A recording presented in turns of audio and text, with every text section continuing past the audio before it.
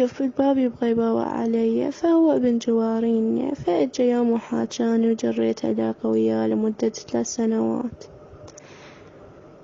يعني كنا يعني ما واحد يتحمل إذا ما دائما نتراسل، يعني ولا ساعة أعوف عنه لا يعوفني هو، يعني ويغار علي ويحبني واني هم نفس الشي. فأجت فترة لا يراسلني لا يخابرني لا يسأل علي.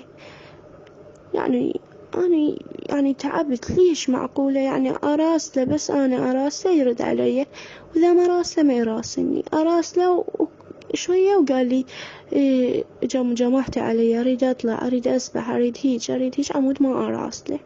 فأنا ما راسلته وعفته. ظلينا تقريبا 20 يوم ما حد، لا أنا حاكي لا هو يحاكيني. فخابرني قال لي بعد ما أقدر أتواصل وياك. قلت له شنو السبب؟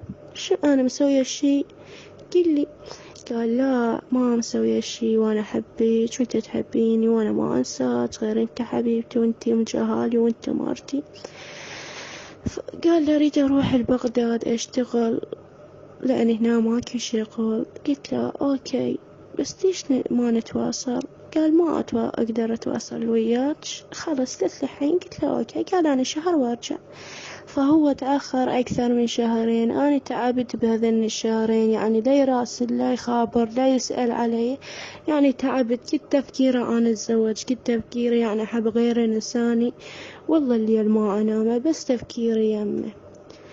ففترة وخابرني قال لي ملاك أختي انخطبت ممنوع تروحين على الحفلة. قلت له شنو السبب؟ قال أقار علي تخاف يجون ولد هناك. قلت له أوكي ما أروح. أنا برا فترة رحت لبيتهم وديت أكل لهم، هم جوارينا. فطلعت لي أختي، يعني هي صديقتي أكثر من أختي. قلت لها مبروك على الخطوبة وآسفة لأن ما أجيت على الحفلة. قالت يا خطوبة يا حفلة وقفة. قلت لها ها مو أنت انخطبتي؟ قالت لا أنا ما مخطوبة بس أخويا محمد تزوج. قلت لها شنو أخوك تزوج؟ قالت هي. قلت لها يعني أنا فاهمة الموضوع غلط، يعني أخوك تزوج وأنا عبالي أنت انخطبتي. قالت لا. قلت لها ها. اجت البنية مرت أحمد قعدت يمه وحاجيتها وصارت صديقتي. رجعت للبيت كلش مقهورة ضايجة.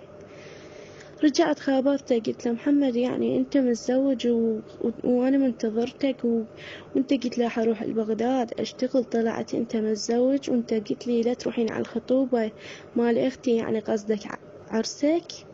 قال منو قال لك؟ شلون عرفتي؟ قلت له أنا رحت وهسه قالت لي أختك ومرتك. فقال إيه أنا تزوجت وآسف لأن ما قلت لك. ويضحك. قلت له على شنو تضحك؟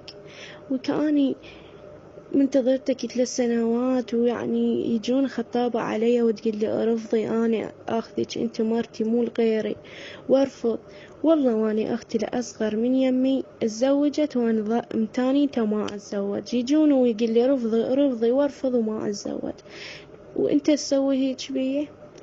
قال لي اي نبقى هيك انا وياك تنجر علاقة. قلت له لا انساني وانساك، روح انت الخين تحبني انا ما خنت شي، روح الله وياك وانساني وانا عن غريب انساك وراح اتزوج. فهو يعني طفى التليفون وبعد تقريبا 3 شهور اكثر يعني ما نتواصل، يعني انتهى حبنا. فجاوني خطابة وانا قبلت. فهو سمع راسلني قال لي ممنوع توافقين، بس توافقين أجيب المراسلة والصور مالتك وأعطيهن للولد اللي يريد يخطبك.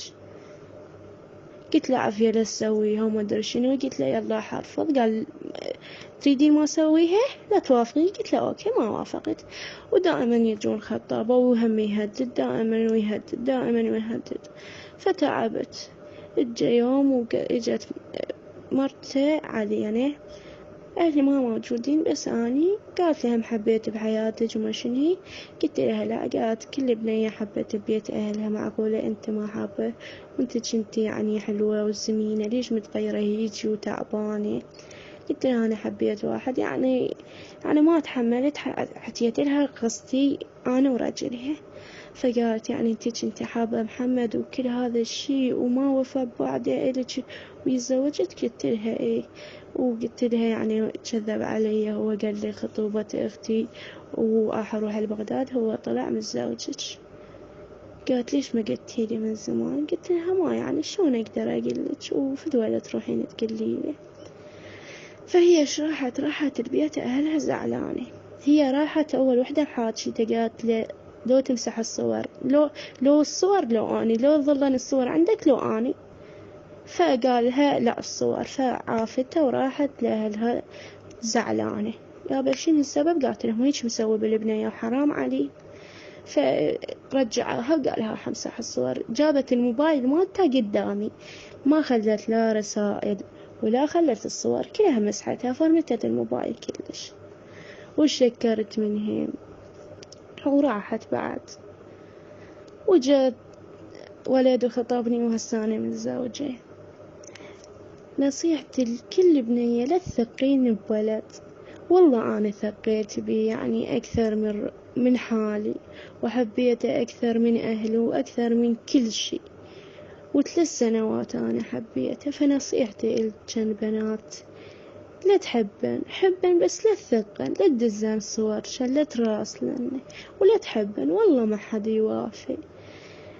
أنا موافية وياه، ويعني خلاني بطلت من المدرسة، خلاني يعني من كل شي حرمني ما أطلع. والله حتى العرس يعني العراسنا يعني عرس ابن خالتي تزوجهم، ما يخليني أطلع، أقار عليك وما أطلع، وكل شي ما لا أطلع لا أمشي. فنصيحتي كان لا تحبن، والله لا تحبن. وكل هذا ولهسه وبعده جاي يدز رسائل يقول لأخته، يقول لها روحي قولي لها والله الصور عندي، ترى هذا ناسخ، أنا عندي صور، خلي تخابرني لو أروح أقول للرجل. فهو يكذب عود يخوفني عمود أرجع له. يعني شنو سويت أنا وياه؟ حبيته أكثر من أهلي، وظليت وياه 3 سنوات ومنتظرته، وأخته أصغر مني تزوجت وأنا منتظرته. وكذب علي، يعني مثل ما خطبت ذيك البنية ليش ما أجيت خطبتني وانت تحبني؟ ليش ما خطبتني؟ شنو ذنبي؟ وكل هذه رجع يهدد بالصور. ولقيته متزوج وكذب علي، قال لي رحت لبغداد وهو متزوج. يعني كل هذا كذب، يعني وين الثقة؟ وين حبك لي؟ والله نصيحتي كل بنية لا تحبين، يعني أكبر غلط تغلطين من تحبين ولا تثقين. ثقيت بيه وحبيته 3 سنوات، شوف السوى بي.